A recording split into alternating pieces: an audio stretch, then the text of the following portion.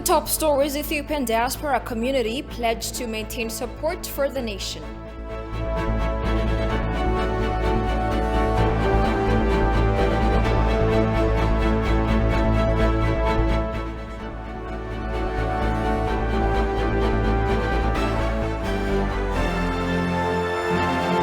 And political experts applaud the 6th general elections role for political transition.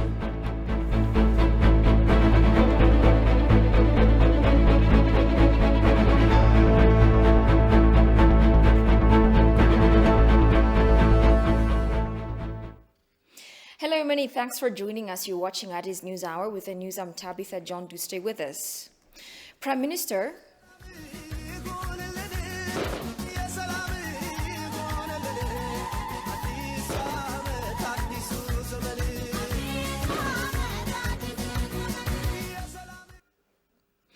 Prime Minister Abiy Ahmed and Ghanaian President Nana Addo Dankwa Akufo-Addo have agreed to enhance cooperation between Ethiopia and Ghana on various areas of mutual concern. They discussed a wide range of issues and reached an agreement to work closely on bilateral and African issues of common interest. Prime Minister Abiy Ahmed expressed his appreciation to the Ghanaian president for his warm welcome at the presidential palace in Accra.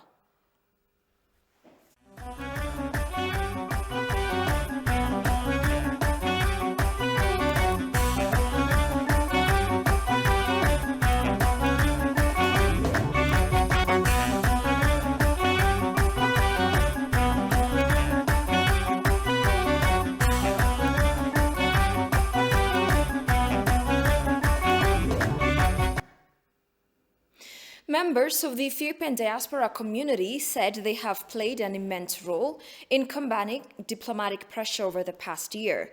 Talking to ETV English, the diaspora community pledged to further strengthen their support for their motherland. Goshu Melliso reports. Ethiopian diaspora community has been increasing their contribution in various socio-economic and political aspects, irrespective of political and other differences. The government, of course, has established a diaspora agency to create conducive environment for diaspora who would like to contribute to their nation. Accordingly, health, education and guard-related issues are some of the areas where the diaspora community have been engaged in. According to the Diaspora Agency, over 192.1 million birr was collected from the diaspora community for the construction of the Grand Ethiopian Renaissance Dam. Similarly, they collected more than 30 million birr for the Dine for Nation program and raised about 600 million birr for Ethiopian Defense Force and Reinstate Tigray. In an exclusive interview with ETV representative of Ethiopian diaspora community to the Scandinavian nations, Ethiopia Lamayo said the diaspora community was actively engaged in various national issues in the last fiscal year. The community in general, that people are buying the guard bond and people are contributing without buying bond and contributing with their own money by making time, energy and money, so everybody is contributing. Those who believe that Ethiopia is rising up.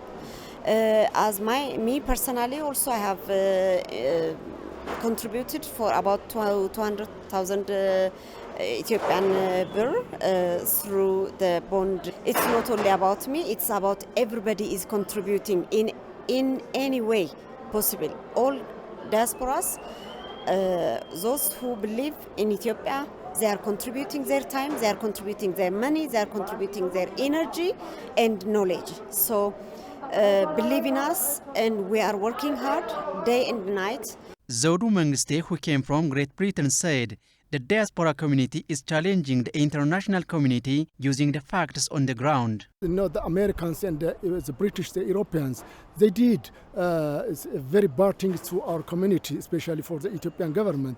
All the time they need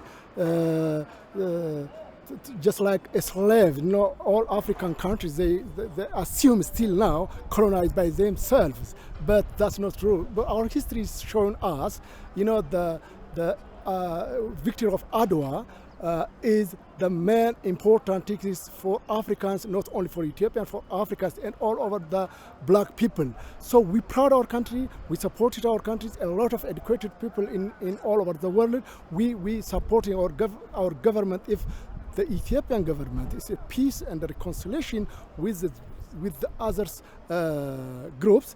The Ethiopian American Civic Council also disclosed that it has been working to fight established media through substantiated information. The new era is the diplomacy, is the digital diplomacy, what the TPLF junta is doing right now.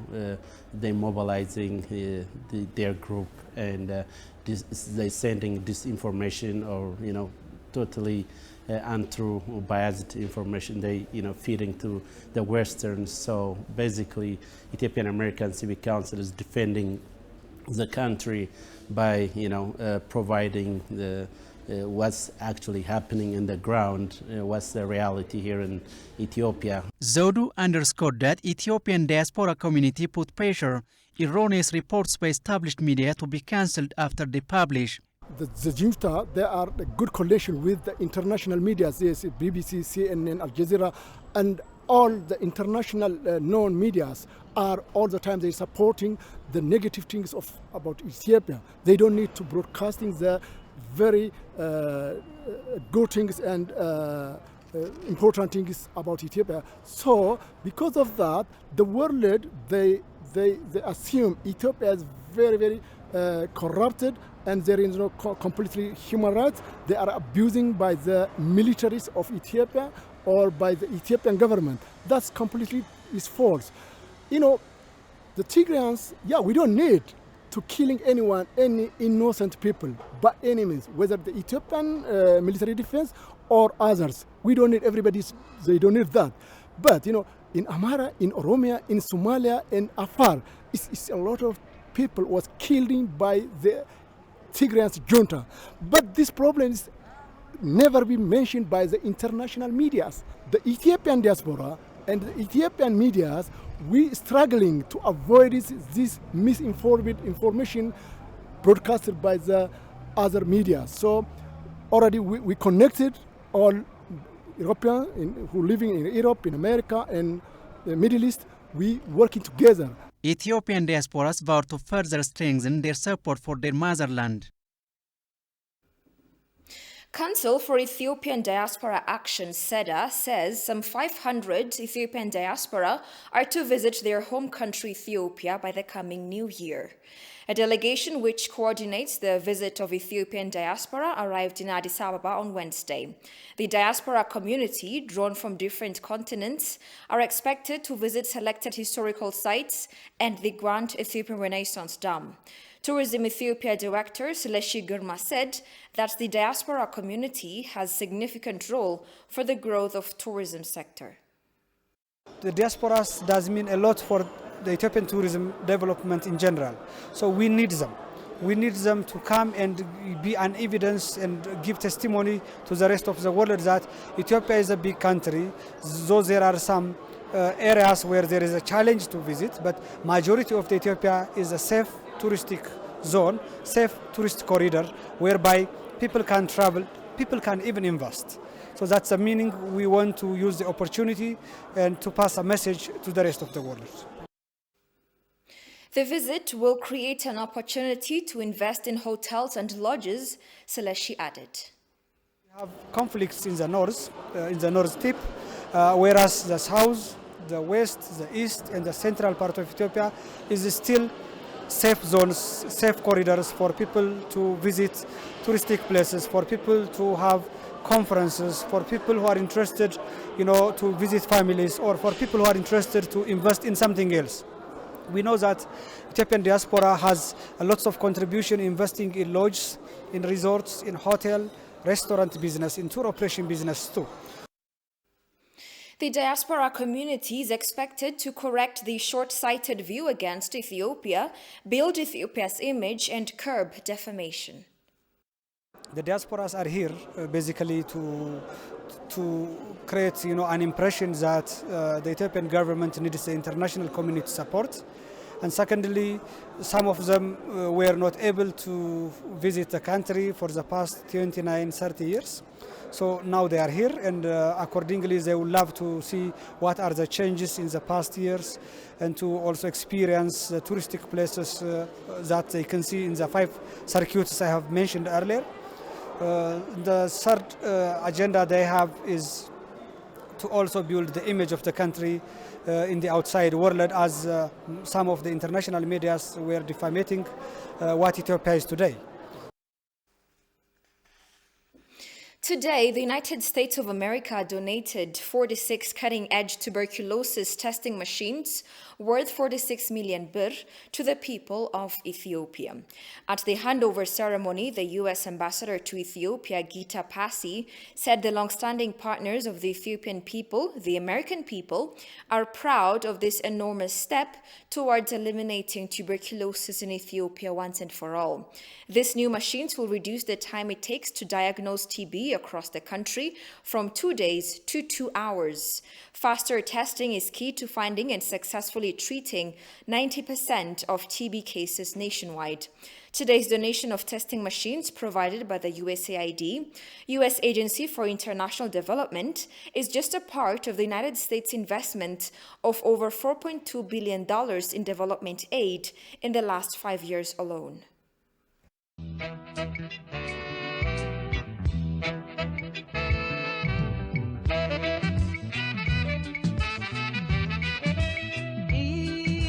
Ethiopia, ሀገራችን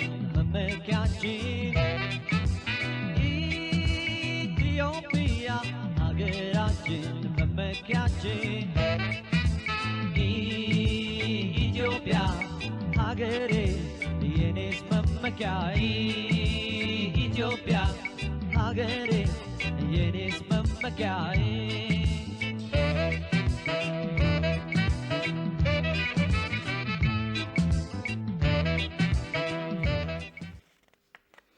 In the fading away of the Ethiopian year 2013, the governments of Egypt and Sudan, as well as the Arab League, treated the Grand Ethiopian Renaissance Dam Girt negotiations deviant of international water laws and moral values. Their stance was entirely flawed and against fair utilization of common resources. Over the year, the issue of GERD was taken to wrong places, like the United States, United Nations, World Bank, European Union, and to the Arab League, among others. Finally, the issue has been directed to its rightful place, the African Union. Sintayo Tamra tells us major points of GERD issues in the year. Donald Trump's shocking remarks below the dam, which was watched 10 months back, was really outrageous to Ethiopians. It's a very dangerous situation because Egypt is not going to be able to live that way. And they'll end up blowing up the dam. And I said it, and I say it loud and clear. They'll blow up that dam, and they have to do something. Because they could have stopped it. They should have stopped it long before it was started. I said, how do you let it get built, and then you say they have a dam? The leader of the great nation failed to strike a balance and exposed his ignorance about Ethiopia and its dam. The Arab League repeated common mistake on GERD and remained one-sided, blindly accepting only words of downstream countries. Irrespective of the challenges it faced, GERD diplomacy over the concluded Ethiopian fiscal year was one of the greatest achievements of the past trilateral negotiations. We have all the intention to live together in peace and cooperate for our mutual benefit. The GERD demonstrates this core principle of collective well-being and prosperity. That is why the GERD is one of the regional integration projects under PIDA, the Program for Infrastructure Development in Africa. While Ethiopia believes Africans and their institutions have a capacity beyond solving the Nile dispute, Egypt and Sudan recurrently tried to involve parties like the Arab League, the World Bank, the EU, UN and the US. And such inconsiderate non-African intervention in the Nile geopolitics could spoil negotiation efforts the Donald Trump way and vividly reveals bias. The continent's giant, the African Union, has been trying to settle the GERD dispute. In this regard, South African President and former AU chairperson Cyril Ramaphosa's effort was immense until Egypt and Sudan downplayed African solution under the auspices of the AU. A solution is possible because the two countries are great countries, and the Nile River is important to both countries, and there must be a way in which their interests can be addressed, and there must be a way in which a solution can be found. As for ourselves, we are willing to play a role in facilitating whatever agreement that can be crafted. His successor, DRC's president, is still trying to resume the negotiation until downstream countries took the issue to the Arab League and then to the UN Security Council, where Ethiopia has got the golden opportunity to show the world that its dam is only a hydropower dam being built based on equitable water share principles. We stick to the AU-led process. We are committed to that. There are some technical and legal issues. It shouldn't be politicized, shouldn't be internationalized. I understand there are some countries who want to bring the issue to the Security Council, but this is not the way how to solve transboundary problems. But the battle at the Security Council was concluded as the world stood with Ethiopia's just, rational and fair interest in using its water resources. Egypt, Ethiopia and Sudan are all at an important stage of development, and the Nile River is of great significance to the life and development of the three countries. China supports the three countries in reaching an agreement on the Transboundary Water Cooperation Program through dialogue and consultation for the sustainable management and utilization of the Nile water so that all the riparian countries can benefit from it. Mr. President, Kenya recognizes the critical importance of the principle of subsidiarity in this matter and recommends it to the Security Council. We call on all the parties to recommit to negotiating in good faith within the AU-led process in a spirit fired by our shared dream of building a more united and prosperous Africa by 2063. The Russian Federation is closely following developments in the situation with the Great Renaissance Dam being built by Ethiopia on the Blue Nile River. We are fully cognizant of the political and socioeconomic significance of this hydropower project, the largest on the African continent, for the millions of people living in Ethiopia. And now, in connection with the latest report about the Grand Ethiopian Renaissance Dam, I'm joined live on the telephone by Dr. Werku Yakob, a geopolitical analyst and senior researcher. Thank you very much for your time, Dr. Werku. Thank you for having me. Can you please share with us your observations about the diplomatic efforts that Ethiopia has passed through over the past year in connection with GERD and settling the dispute? Yeah, in general, what I could say is, regardless of Egypt and Sudan attempts to avert the Ethiopia's efforts to fill the first and second round of the Renaissance Dam, so Ethiopia has been successful in terms of giving this adequate information to the international community, and the international community has understood and reacted in a positive, in a way that it can help Ethiopia. So this is the greatest success in diplomatic effort that Ethiopia have really gone through. Okay, the downstream countries have been repeatedly taking the issue of the GERD out of the African negotiation framework. In this regard, how do you explain Ethiopia's unwavering and firm stance in keeping the GERD issue within the African continent? Yeah, as you know, Ethiopia is one of the leading founders of the African Union, by then Organization for African Unity in 1963. So Ethiopia sticks to that principle that the river is located in the African soil, therefore it should be seen under the auspices of the African Union, and Ethiopia fought to the end or tried to unveil all the circumstances of the international community, and the approach that Ethiopia unveiled to the international community to solve African problems through the African to provide African solution to the African problems has actually bear fruit, and Ethiopia should continue to bring this issue to the African Union, and should continue.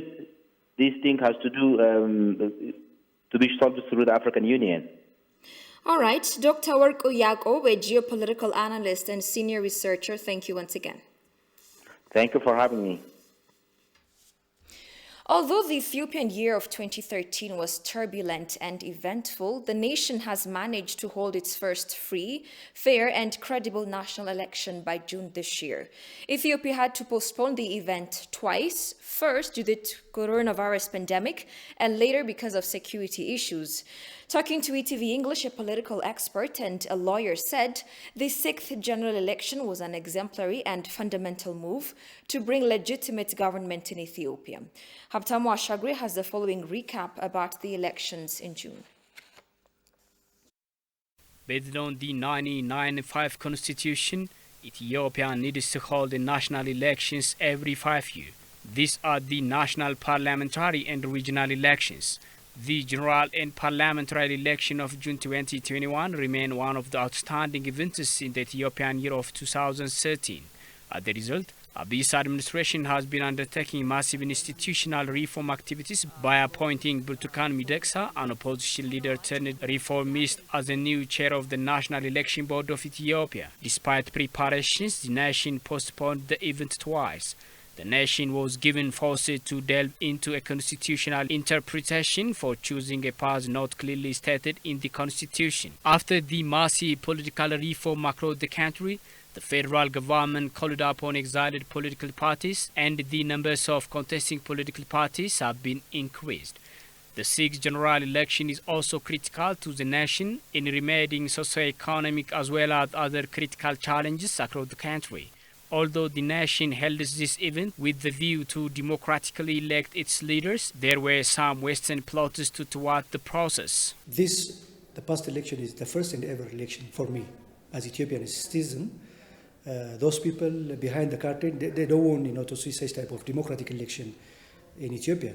We don't have any such type of experience, participating the opposition party freely and fair.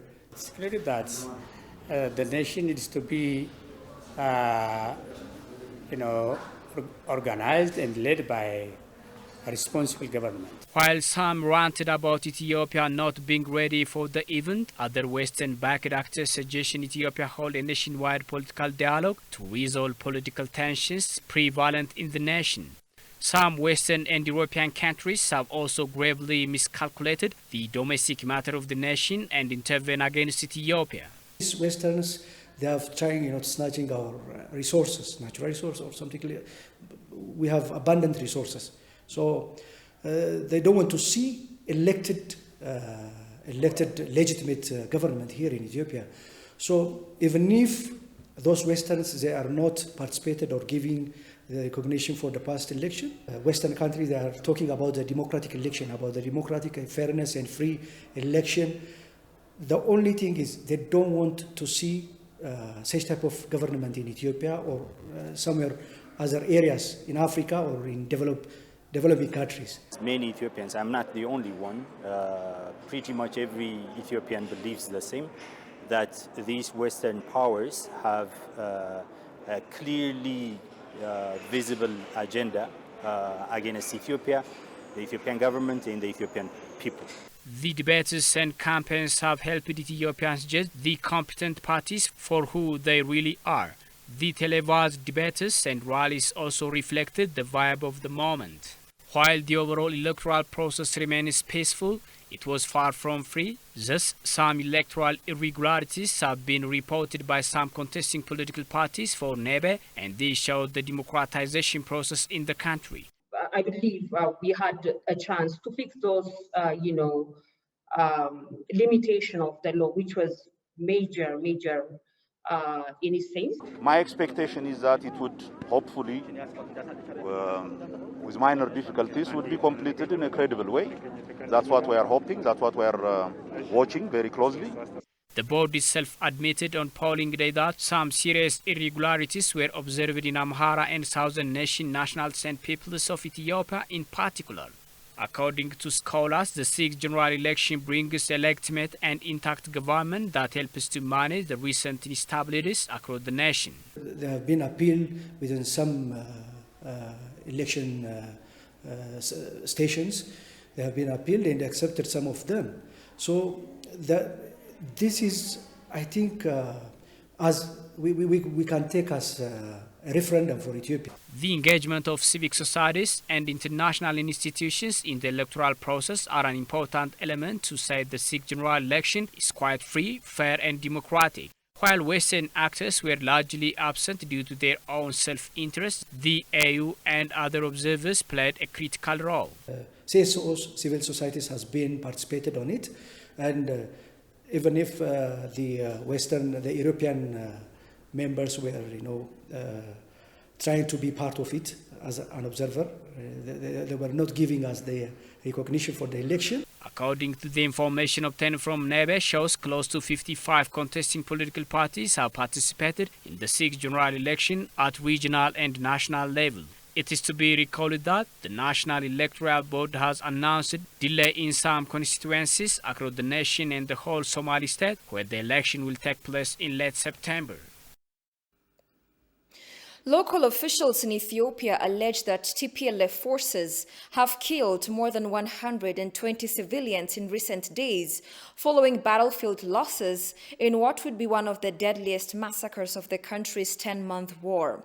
Saunet Wubalem, administrator for the Dabat district in the Amhara region, said on Wednesday that 123 bodies had been recovered and more were expected to be found. The attack on September 4 was the most severe one, especially in China Tekla Haymanot village, the administrator said, adding the attack began on August 27 after Ethiopian forces blocked an attempt by Tigray fighters to seize the city of Gondar. Local residents blamed the TPLF forces for looting, shelling, and killing civilians, Saunet said. Children, mothers, and even religious elders were also targeted, he said. The death toll could be as high as 200, Bekeleit Barak, head of the North Gondar Health Bureau, said.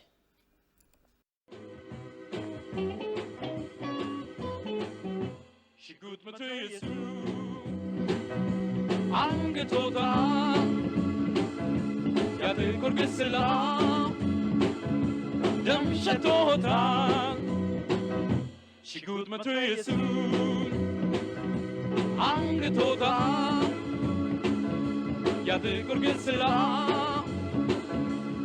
Shatota.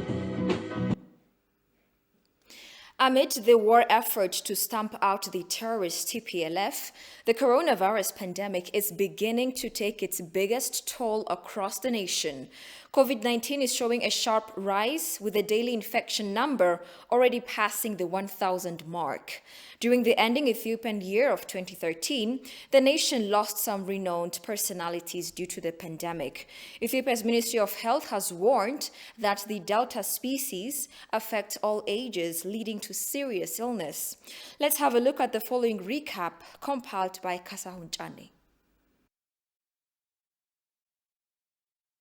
One of the great personalities Ethiopia lost due to COVID-19 was the renowned human rights activist Mesfin Woldemariam. The veteran, politician, activist, and academic Mesfin Woldemariam died at the age of 90 in late September of the novel coronavirus-induced complications. The long-serving politician was peacefully struggling for the political and human rights of citizens with intense devotion starting from the monarchical region. Dr. Tababa Yaman Abraham, who was a world-renowned dermatologist, has served his country and the world at large in several care fields and health sector. Dr. Tababa was a tireless advocate in a fight against neglected tropical diseases and diseases in Ethiopia. He regularly attended trachoma and river blindness program events and attracted significant high-level political medical attention to these causes. The laureate was also a goodwill ambassador for Guinea, One eradication program in Ethiopia, South Sudan, Chad and Mali. He also served his country in public diplomacy and national reconciliation sectors before dying of the coronavirus in February this year. Abebesh Gobana, another renowned philanthropist, died of coronavirus this year. She escaped a forced marriage as a child bride and became one of the most prominent humanitarians in her native Ethiopia, building orphanage, schools, a hospital for women and children, vocational training centers, and wells. She earned a reputation as the Mother Teresa of Africa, but died on July 4 at a hospital in a capital city of Addis Ababa, and her days was confirmed as was from COVID-19 pandemic. Founder of NEA Foundation, an indigenous George Center for children with autism, Zamianos has passed away in connection with COVID-19-induced health complications. Zamianos was attending coronavirus treatment for weeks in an intensive care and showing some pictures showing her fight with the virus via social media, and many were optimistic about her recovery. Ethiopia also this year mourned the days of Mesfin Getachew, famous playwright and film producer. Mesfin 50 died from COVID-19 complications after receiving treatment at Eka Kotabe Hospital in Addis Ababa. The artist's untimely death shocked his fans and a big loss to his family and to Ethiopia's drama industry. Mesfin was an iconic figure in the film and drama industry. He was the author of Yekan Kinyet, serious radio play, and Soul Soul TV drama, which won the admiration of the Ethiopian public. The prevalence of the COVID-19 pandemic in Ethiopia has been alarmingly increasing in the year, Health Minister Leah Tadessa disclosed. As you know, in the past few weeks, the COVID-19 pandemic has been the cases have been rising in our country nationally. Totally, since the inception of the pandemic, around 313,000 cases have been identified through our testing. Health Minister Dr. Leah Tadessa urged the general public today to take all the proper cautions. There are indications of COVID-19 situation is increasing from time to time in Ethiopia. So this is a serious concern for us as a country, which requires really more concerted efforts and revitalization of our COVID prevention measures at all levels. Indicating that the key to curbing the spread of the pandemic is in the hands of the public. She recommended reduction of meetings, keeping physical distance, proper hand washing, and vaccination as well.